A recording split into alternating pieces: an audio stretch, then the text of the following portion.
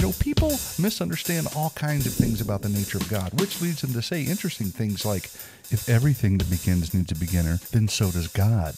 Or, hey man, if every effect has to have a cause, then God has to have a cause. Or even, if God created everything, then something or someone had to create God. There it is, boom, mic drop. No mic drop. Pick it up because those statements don't merit such a thing. And here's why. Basically, we got 3 French hens. 2 hurl above the far ridge as they tear free. What? Yep, shooting them down nice and easy. 1 ultimate question, kind of spun as 3. Bundled briefly by Bub because brevity bespeaks benevolence, benefiting belabored beholders. And pull!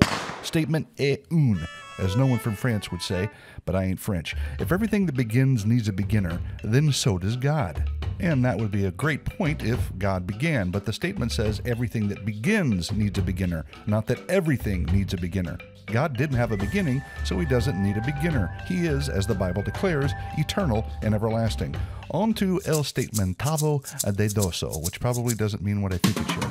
If every effect has a cause, then God has to have a cause. Well, again, that would be a good point if God was the effect of something, but he wasn't, because nothing caused God. He's the uncaused cause who causes all other causes. This means he's the only necessary, uncreated anything. All other things are created and contingent, therefore in need of said cause. And so we're here at la statementanto de finale, as once spoken by nobody from Italy or anywhere else, I imagine. If God created everything, then somebody or something had to create God. Well, that doesn't really follow because, again, God is eternal and unmade. Sorry to be repetitive, but nobody or no thing created God. And he certainly didn't create himself because that would be, well, absurd. He is the one who created all things. Colossians 1:16 puts it this way, by him all things were created, in heaven and on earth, visible and invisible. And we all actually know this just by looking around at things. That's why Romans 1:19 and 20 says, for what can be known about God is plain to them, because God has shown it to them. For his invisible attributes, namely his eternal power and divine nature, have been clearly perceived ever since the creation of the world in the things that have been made. This means if you pondered the world and the universe, you'd come to the common sense conclusion, at least at minimum, an immaterial, powerful, personal, intelligent, spaceless, and timeless being created the universe. Whoa, now hold on a cotton-picking minute.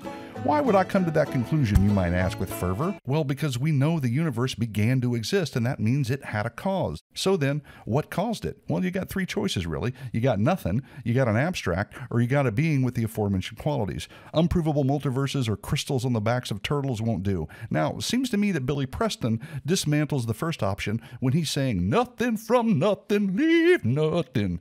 Yeah, no, don't quit the day job, but what he spins is true, my brothers and sisters. You get nada from nothing because nothing is, as Aristotle asserted, the thing rocks dream of.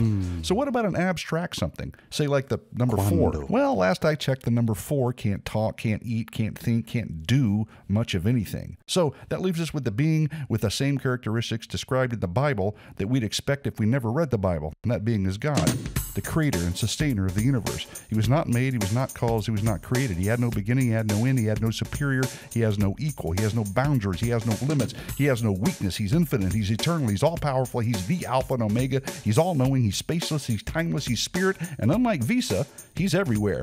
Period. Might be nice to drop that mic now. And there it is. This unfounded claim that God needs a beginner or a cause or that somebody made God has been, as it were, hitherto and henceforth, debunked. Adios. This video is fully funded by a generous donation. To keep debunked videos free, please consider a tax-deductible donation or reach out to us to sponsor a video.